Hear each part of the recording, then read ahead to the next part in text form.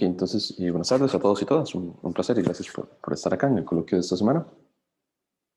El día de hoy tenemos a Daniel Mora. Él es estudiante de nuestra escuela, ¿verdad? De la carrera de matemática.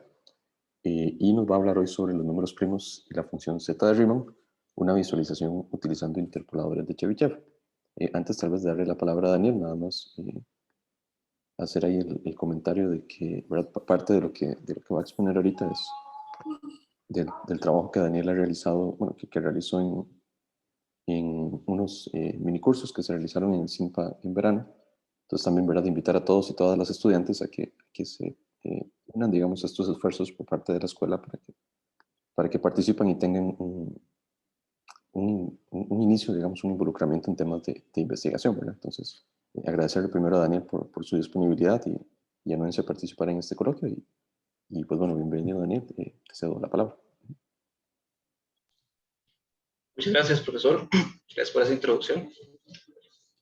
¿Sí me escuchan bien todos? Sí. Sí, correcto. Ok. Voy a comenzar a compartir pantalla. Entonces ya deberíamos poder ver. Correcto.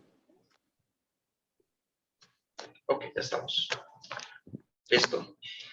Entonces, bueno, buenas tardes de nuevo a todos. Muchas gracias por la invitación, muy bien. Y bueno, quería hoy hablarles un poquito sobre teoría de números, en particular la relación que tienen pues, los números primos y la función z de Riemann.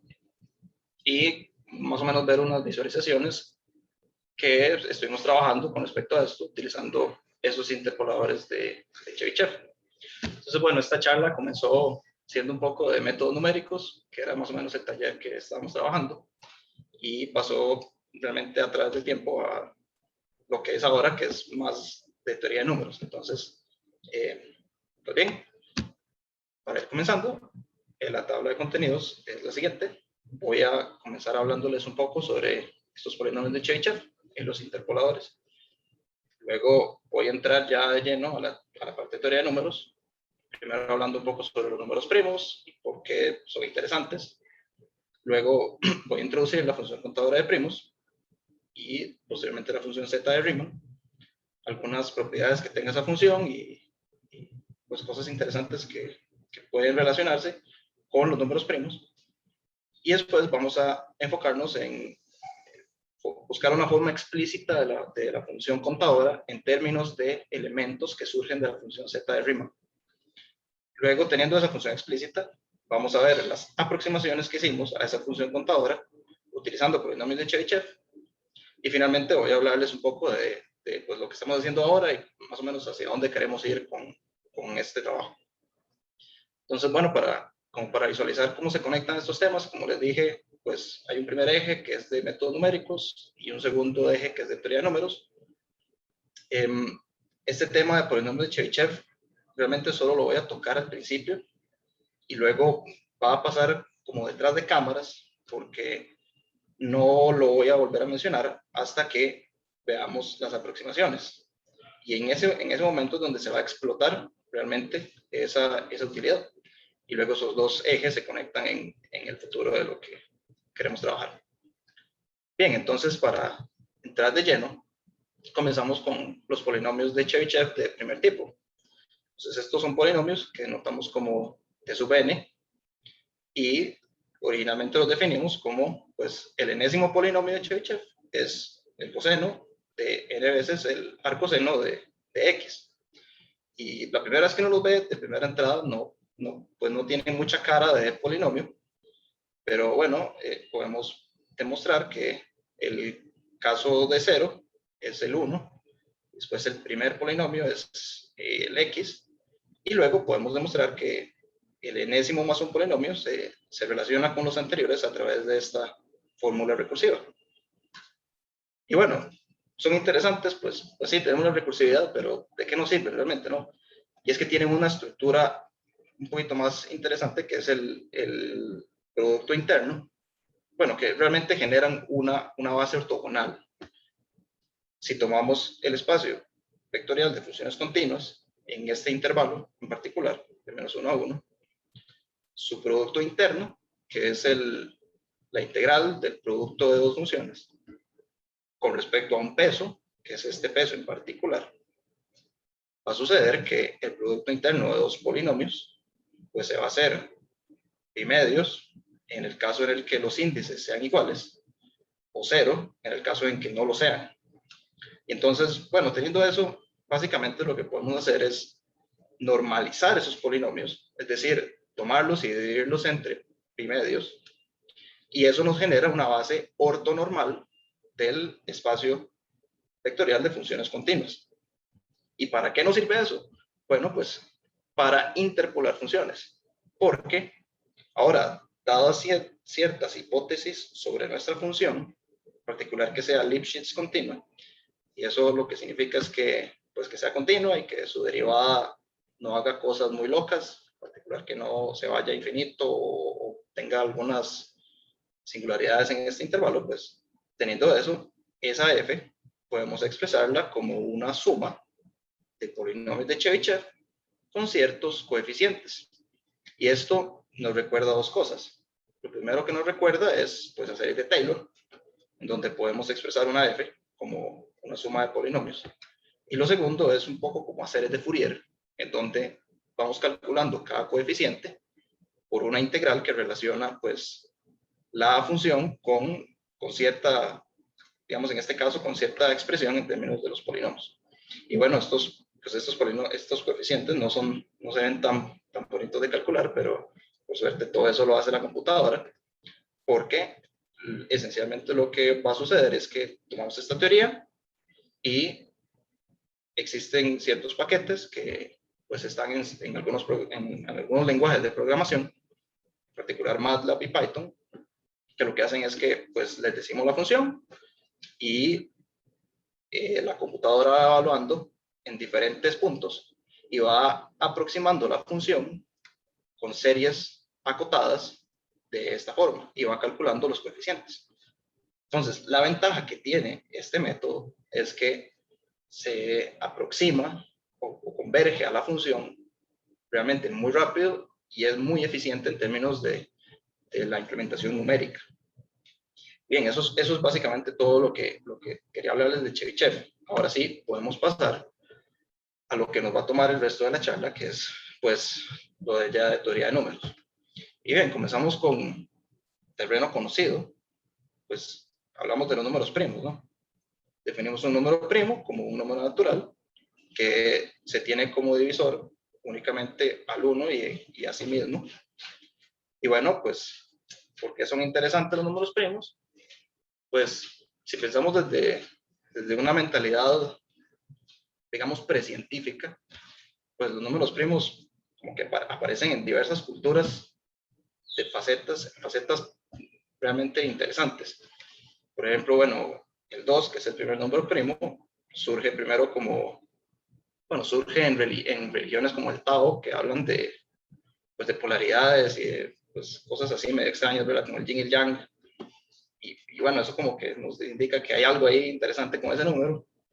El 3, pues nosotros que venimos de una tradición originalmente judeocristiana, pues conocemos como la Trinidad, ¿no? de la religión católica. Y bueno, aparece también en otras religiones como la religión egipcia y la religión hindú. Y bueno, digamos que ciertos números primos tienen ciertas particularidades en ciertas religiones y tradiciones. Ahora sí, desde un punto de vista matemático, que es lo que nos interesa a nosotros, pues podemos saber ciertas cosas sobre los números primos. Y lo primero que sabemos de ellos, y esto es un teorema de Euclides de hace más de 2000 años, es que, bueno, existen infinitos números primos. Entonces, esto pone en evidencia, pues, lo importante que ha sido el estudio de los números primos a lo largo pues, del tiempo. Lo estamos estudiando desde hace más de 2000 años. Luego tenemos resultados más recientes, y el primero de ellos, al menos el de mayor profundidad, que digamos, el que tiene una profundidad similar al de Euclides, es el teorema de números primos, que nos habla sobre cómo se distribuyen los números primos en los naturales. Luego, por ejemplo, un teorema de Dirichlet, que se prueba unos años después, es que existen infinitos primos en ciertas progresiones aritméticas, y de eso vamos a poder hablar un poquito más adelante. Y luego ya un teorema moderno que surgió hace pocos años, que es el teorema de Tao-Green, que nos dice que existen primos en progresiones aritméticas de tamaño arbitrario. Y eso lo que significa esencialmente es que si escogemos un tamaño k arbitrariamente grande, vamos a encontrar números primos que estén a esa distancia. Y bien, como que sabemos muchas cosas de los números primos, pero lo interesante es que hay muchas cosas aún sin saber. Lo primero que nos vamos a preguntar, por ejemplo, es pues, sobre los primos gemelos, la conjetura de primos gemelos. Si existen infinitos primos gemelos, y estos son primos que difieren en 2 unidades. Por ejemplo, el 2 y el 3. Es un problema que sigue abierto. Vamos a preguntarnos por otras distancias. En este caso, si existen infinitos primos que llaman sexys, es decir, que difieren en 6 unidades, por ejemplo, el 11 y el 17. Y luego un par de conjeturas que son míticas porque llevan mucho tiempo sin resolverse y parece que todavía no se pueden resolver, por lo menos dentro de los próximos 10 años, se especula más o menos.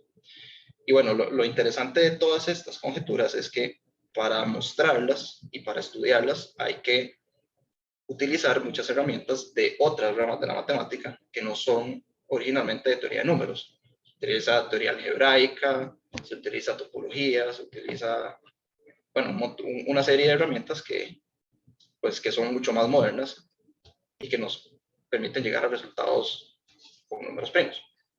Entonces, bueno, uno como matemático comienza y lo primero que uno puede pensar de una forma ingenua es preguntarse si existe alguna fórmula que nos devuelva todos los números primos. Al menos eso fue lo que yo hice cuando tenía por ahí de 13 años y muy rápidamente me di cuenta que pues, era muy difícil porque como que no había muchas fórmulas que a uno le sirvieran. Y lo interesante es que justamente los estudios modernos por matemáticos como Terence Tao o James Minor, que estudian esto desde un punto de vista totalmente contemporáneo, casi que cuando modelan números primos, los modelan como variables aleatorias. Entonces ya desde un punto de vista muy estadístico. Pero, ok, digamos que ese acercamiento no tiene muchos frutos. Si cambiamos de perspectiva, si nos preguntamos más bien cuál es la distribución de los números primos en los naturales, tal vez que sí podemos llegar a algo. Y para ello comenzamos pues definiendo esta función contadora de primos, que la definimos como pues la cantidad de primos menores a un cierto valor, ¿no? Entonces, pi de 10 pues sería pues, los 10 primos, perdón, los primos anteriores a 10, que serían 4. Y así para el resto de números. Entonces, esto lo podemos ver gráficamente para los primeros 100 valores. Digamos, sería la escalera de primos, a veces le llaman de esa forma. Y cada salto que toma esta función, básicamente es la detección de un primo, por así decirlo, por la función contadora, conforme va recurriendo los números naturales. Para los primeros 500 términos, podemos verlo un poquito más grande, y como que tiene cierta tendencia, ¿no? Lo cual es realmente sorprendente, considerando que iniciamos con unos objetos que parecen surgir de forma casi que aleatoria. Entonces, bueno, si queremos aproximar esta función, básicamente. Entonces, lo primero que podemos hacer es algo que hizo Gauss a sus 15 años, que no sabemos por qué lo hizo realmente, porque por algún motivo tenía unas tablas de pi de x y tenía unas tablas de x entre log de x y se dio cuenta de que eran relativamente parecidas. Entonces, numéricamente podemos ver eso, que realmente sí pi de x es aproximadamente x entre log de x. Como que a los primeros valores sí se aproxima, pero ya conforme vamos moviéndonos en los naturales, ya la aproximación no es tan buena. Y gráficamente podemos verlo también. Entonces podemos ver que aquí sí se aproxima bien, conforme vamos creciendo, pues ya no tanto, y este error realmente se va haciendo cada vez más grande. Ok, queremos una mejor aproximación, y para hacer eso utilizamos esta función que le llamamos la integral logarítmica, que sería la integral de 2 a x de 1 entre el log de t de t. Lo particular de esta integral es que pues no tiene antiderivada en términos de funciones elementales. Es decir, si le diéramos este problema a un estudiante de cálculo 1, pues pasaría toda la vida intentando resolverla. Y para eso utilizamos métodos numéricos. Entonces aquí ya podemos empezar a utilizar un poquito de Chebyshev, porque Chebyshev nos sirve para aproximar estas sumas.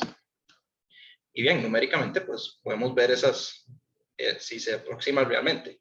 Entonces aquí lo comparamos con x entre log de x, que era lo que teníamos con anterioridad. Y ahora este nuevo término, que es la integral logarítmica, como que sí se aproxima mejor, y se aproxima mejor que x entre log de x. Y justamente, gráficamente, sí es así. Realmente el error es un poquito menor, pero aún no es lo que queremos. Realmente lo que queremos es una función que sea exactamente la función contadora. Para hacer eso, ahora sí, tenemos que meternos con materia de variable compleja. Y para ello comenzamos introduciendo la función z de Riemann. Entonces la función z es una función que originalmente la definimos para los números complejos con parte real mayor a 1. Y tenemos que esa función es esta suma de acá. Sería la suma de los inversos de los naturales elevados a la s. Y bien, esta suma, lo interesante es que tiene una representación en términos de un producto sobre los números primos. Y ese producto le llamamos el producto de Euler. Ahora, ese producto es lo que hace que la función z se conecte con los números primos de formas realmente sorprendentes. Y ahora, una vez que tengamos eso, se puede demostrar que esa función se continúa a todo el plano a través de una continuación analítica. Y esa continuación analítica se da por esta ecuación funcional. Entonces, tal vez puede ser un poco instructivo ver la prueba de por qué la función z tiene ese producto de Euler. Entonces, bueno, tomémonos un S mayor a 1 y un P', y notemos que esta expresión tiene una representación como serie geométrica, que sería la suma de los inversos del primo a la S y las potencias de ese primo a la S. Y todo eso converge porque pues, el primo es ciertamente mayor a 1 y S es mayor a 1. Entonces, esta suma está bien definida. Vamos a ver qué me está pasando. Ok, ahora sí. Entonces, ahora, al tomar el producto de todos los primos de esta forma, nos va a quedar un producto de una serie. Y cuando vamos tomando las diferentes combinaciones, nos van generando expresiones de este tipo. Entonces se nos generan expresiones de productos de primos con ciertos elevados a cierta potencia y donde todos estos primos son distintos. Ahora, aquí vamos a utilizar el teorema fundamental de la aritmética, que nos dice que cada número natural lo podemos expresar como una única forma en términos de productos de primos. Y entonces, cuando hacemos todo el producto, nos quedan todas las combinaciones posibles de primos elevados a todas las posibles potencias, y eso sencillamente nos genera todos los números naturales, y eso es lo que deseamos. Bien, entonces ya tenemos el producto de Euler demostrado, y ahora podemos pasar a ciertas particularidades de la función z. Entonces, la primera propiedad que uno se puede topar, posiblemente en cursos de servicio tal vez, es z de 2, que sería la suma de los inversos al cuadrado. Y este es un problema que resolvió Euler, que le llamaban el problema de Basilea. Y Euler demuestra que esta serie converge exactamente a pi al cuadrado entre 6. Con ese mismo método, Euler logra demostrar que z de 4 tiene esta expresión, que sería pi a la 4 entre 90, y encuentra expresiones para todos los pares. Ahora, si logramos demostrar la ecuación funcional que nos da la continuación analítica de la función z, podemos tomar valores que originalmente no convergían para nuestra serie. Claramente no son valores de la serie, sino que le asignamos valores a través de la ecuación funcional. Por ejemplo, z de menos 1 a través de la ecuación funcional nos da menos 1 entre 12, y esto es un resultado un poco infame, porque si fuera la serie, por decirlo de alguna forma, la serie sería la suma de los inversos a la menos 1, que esto es solo la suma de los naturales. Pero esta suma claramente diverge. Entonces, por eso no son iguales. Este igual tiene unas comillas justamente por eso. Porque como la serie es divergente, realmente su valor no puede ser menos 1 entre 12, sino que si le tuviéramos que asignar un valor, le asignamos el de la ecuación funcional que nos da, o bueno, el valor que nos da la función z de Riemann a través de la ecuación funcional. Luego, otro resultado de la ecuación funcional es que si tomamos z de menos 2k, donde k es un número natural, es decir, los pares negativos, la función z se nos anula. Y eso nos habla de ceros de la función z, que da paso a hablar justamente de dos tipos de ceros que hay. Entonces, el primer tipo de ceros son los ceros triviales, y le llamamos triviales porque vienen de la ecuación funcional, que son precisamente estos negativos pares. Y luego, si la función z tuviera otros primos, perdón, otros ceros, esos ceros podemos demostrar que se encuentran en una cierta banda, que le llamamos la banda crítica, que son los números complejos con parte real entre 0 y 1. Y de hecho, esos ceros existen y se puede calcular. Y ahora, digamos como paréntesis de lo que puede ser el estudio moderno de esta función z de Riemann, la hipótesis de Riemann justamente lo que nos dice es que todos los ceros no triviales de la función z tienen parte real un medio. Y eso es pensando en una cuestión de simetría en términos de la ecuación funcional. Pero eso sigue siendo un problema abierto, como les dije anteriormente. Entonces, bueno, ahora sí nos podemos dedicar a buscar formas explícitas de la función contadora de primos en términos de ciertos elementos de la función z.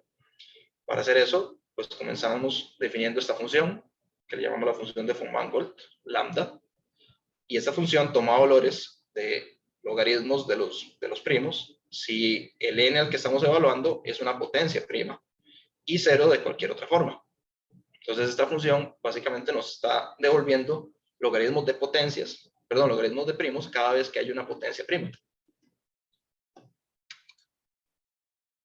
Y luego tomamos esta otra definición, definimos psi como una función que sume todos esos logaritmos para un cierto x, es decir, los n menores a x, y sumamos todos los lambdas que caen en ese rango. Bien, teniendo este psi, sencillamente definimos este nuevo psi sub 0, que sería psi si x no es una potencia prima, y psi de x menos un medio de lambda x si fuera una potencia prima. Eso es como contando si es una potencia prima, descontándole un término, básicamente. Ok, después la otra definición que ocupamos es una nueva función contadora. En este caso queremos una función contadora de potencias primas, no solo de números primos, sino de todas sus potencias, y con cierto peso. Y le llamamos este j como la suma de raíces enésimas de x evaluadas sobre pi, y las pesamos con este 1 entre n, y tomamos la suma de todos ellos. Entonces, notemos primero que esta suma es finita. ¿Y por qué? Porque si tomamos un n lo suficientemente grande, todas las raíces enésimas mayores a ese n, cuando evaluamos el x en esa raíz enésima, va a ser menor a 2. Entonces, como evaluamos pi en esa raíz enésima, pi ya no va a contar nada. Entonces, todas las raíces enésimas después de ese n lo suficientemente grande van a ser 0. Y ok, teniendo eso ya definido, podemos tener esta siguiente proposición que nos relaciona la psi sub 0, que era la suma de las funciones de von Mangold, y la proposición nos dice que esta función tiene términos que suman sobre los ceros no triviales de la función z de Riemann, que son estos ρ. Y vamos a intentar demostrarla, o vamos a dar un bosquejo de esta proposición. Entonces, teniendo el producto de Euler, básicamente lo que podemos hacer es tomar logaritmos en ese producto y diferenciar término a término, y llegamos a la derivada logarítmica de la función z de Riemann. Y esa derivada, bueno, no es terriblemente difícil demostrar que esa derivada es justamente esta suma. Entonces, teniendo esa suma, pues aquí sí es un poquito más difícil demostrarlo, pero teniendo ciertas herramientas, tal vez no tanto, podemos demostrar que psi sub 0 tiene esta expresión, que es una integral de contorno sobre el plano complejo.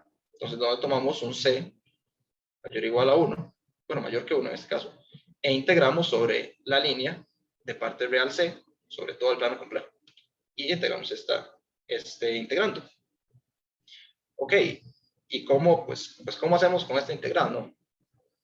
Aquí vamos a utilizar el teorema de residuos de Cauchy, que nos dice básicamente que esta integral que teníamos aquí la podemos expresar en términos de los residuos de la función. Y los residuos, para no entrar demasiado en detalle, básicamente lo que nos dicen es el término que está asociado a cierta singularidad de la función.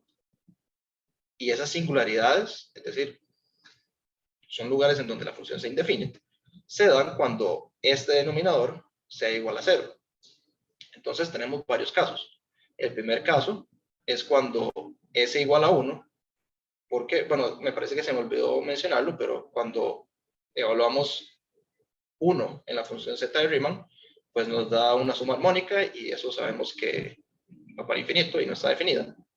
Entonces, en ese caso, el término que contribuye a eso, pues sería este x, ese sería su residuo. Luego tenemos el caso de los ceros triviales de la función z de Riemann, que hacen que esta función se haga 0, que sería esta suma acá, cuando tomamos todos los ceros los ceros triviales. Después el siguiente término sería cuando s es igual a 0, cuando este denominador se hace 0, y ese factor es este elemento que es la derivada de z evaluada en 0 entre z de 0, y luego el término dado por los ceros no triviales de la función z de Riemann, que dan contribuciones de la forma x a la rho entre rho. Entonces sumamos sobre todos los ceros no triviales de la función z. Y básicamente, tomando eso, podemos notar que esta serie de acá de la derecha, si sacamos un menos un medio, podemos darnos cuenta que esa serie es la serie del logaritmo de 1 menos x a la menos 2. Y ya nos queda la expresión que deseábamos. Y bien, ¿para qué nos sirve esto? Pues porque si tenemos esto, podemos encontrar ahora, digamos, devolvernos y llegar a una expresión para j que utiliza justamente esta psi. Entonces, teniendo esto, podemos demostrar que la j es esta suma donde tomamos integrales logarítmicas y sumas de integrales logarítmicas evaluadas sobre x a la rho, donde de nuevo los rho son ceros no triviales de la función z de Riemann. Y bien, como sabíamos que j estaba en términos de una suma de raíces enésimas evaluadas sobre pi, aquí aplicamos una técnica que le llamamos la inversión de Mobius, y podemos dejar a pi en términos de j evaluado en raíces enésimas de x con ciertos coeficientes que son dados por la función de Mobius y el peso de n. Ok, entonces esta función es la que nos va a servir para aproximar la función contadora, porque con polinomios de Chebyshev vamos a tomar las integrales logarítmicas, tomar todas estas integrales, vamos a aproximarlas con Chebyshev y luego vamos a sumar todas para dar un cierto valor de pi de x en términos de esas j. Entonces, para hacer eso, pues podemos iniciar con una primera aproximación diciendo que los j sub m son los mismos j que antes, pero ahora no vamos a sumar sobre todos los ceros no triviales de la función z, sino que vamos a sumar sobre los ceros cuyo valor absoluto de la parte imaginaria sean menores o iguales a m. Y entonces tenemos las aproximaciones que vamos a ir viendo, que son los pi sub m, que serían los mismos, digamos, la misma fórmula anterior, pero ahora con los j sub m que definimos aquí en este caso. Ok, y entonces, lo primero que podemos hacer es, pues, ignorar básicamente todas las sumas sobre ceros no triviales, ignoramos la integral, ignoramos todo, y básicamente solo nos quedamos con la integral logarítmica.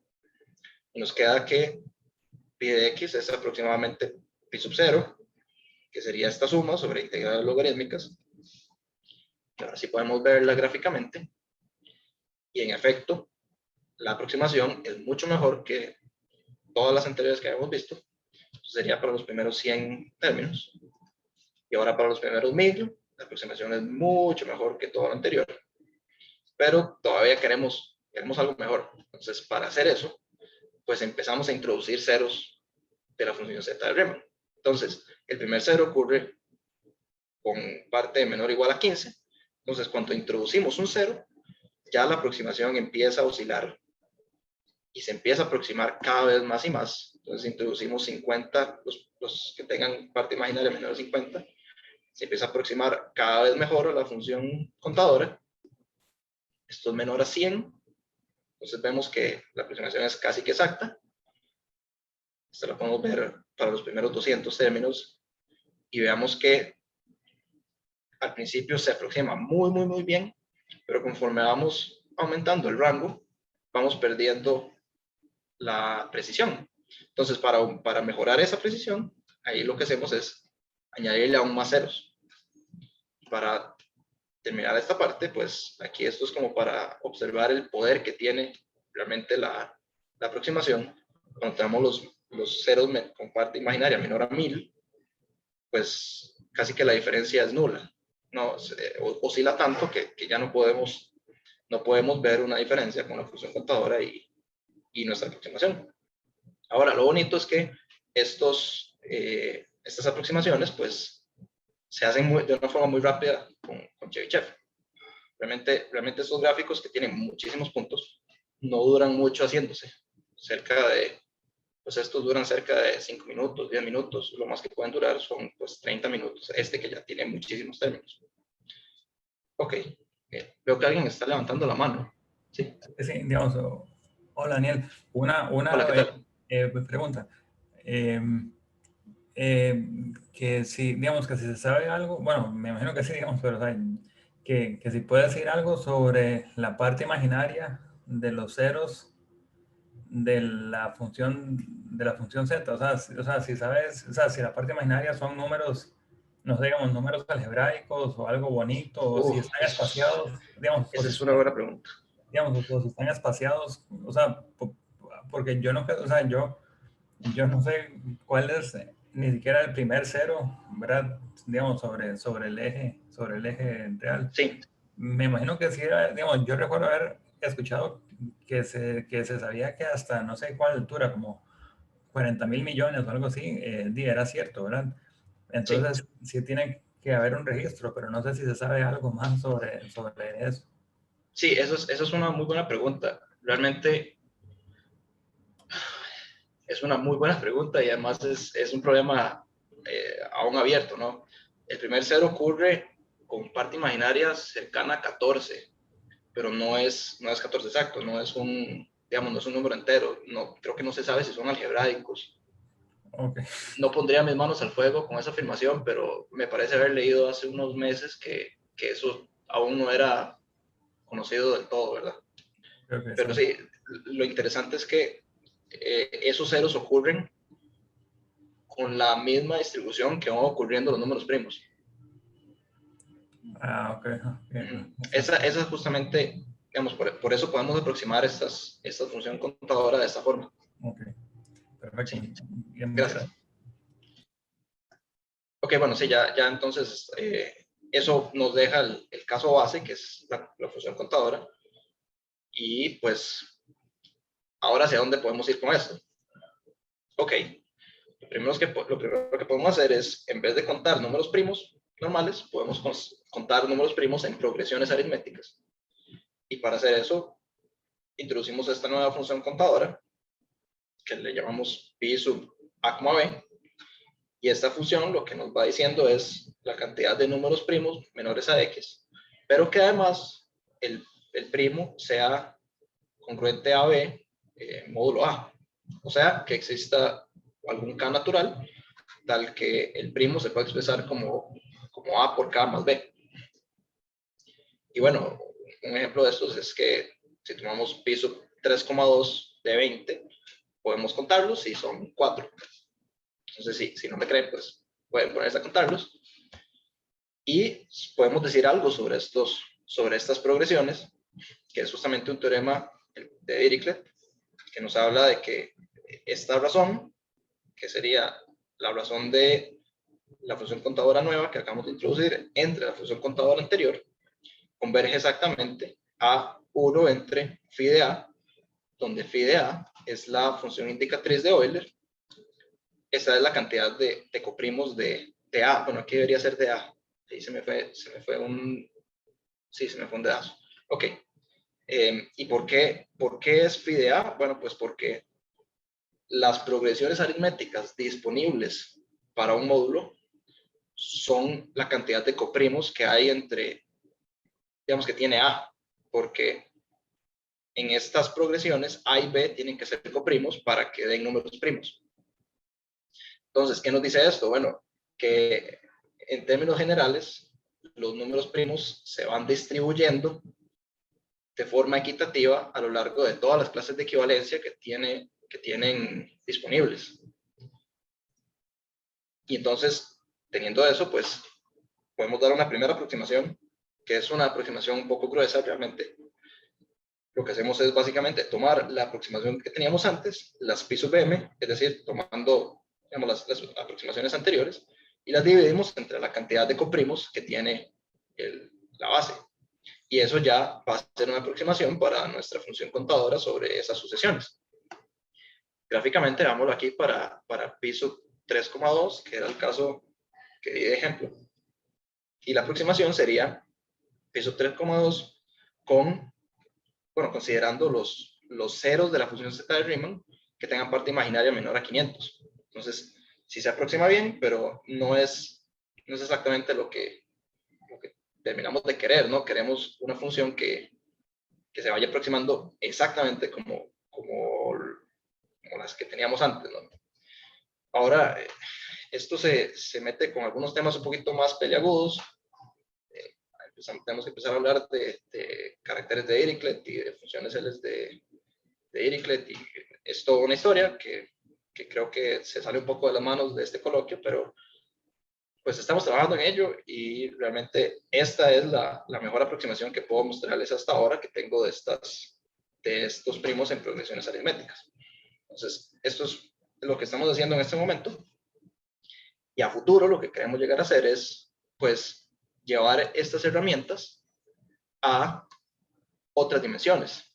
Entonces, consideremos, por ejemplo, raíz de menos 1 como i, y consideremos omega como una raíz cúbica de la unidad, y queremos entonces considerar este anillo enteros, que es zi, es decir, números complejos que tengan parte real entera y parte imaginaria entera, y le llamamos los enteros gaussianos. Asimismo, podemos hacer algo similar con los z omega, que son los enteros de Eisenstein. Entonces, resulta que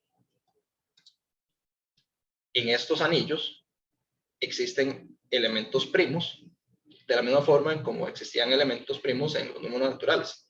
Entonces, bueno, ¿cuáles son algunos primos gaussianos? Bueno, digamos, los primos gaussianos serían enteros gaussianos que no pueden expresarse como producto de otros enteros gaussianos.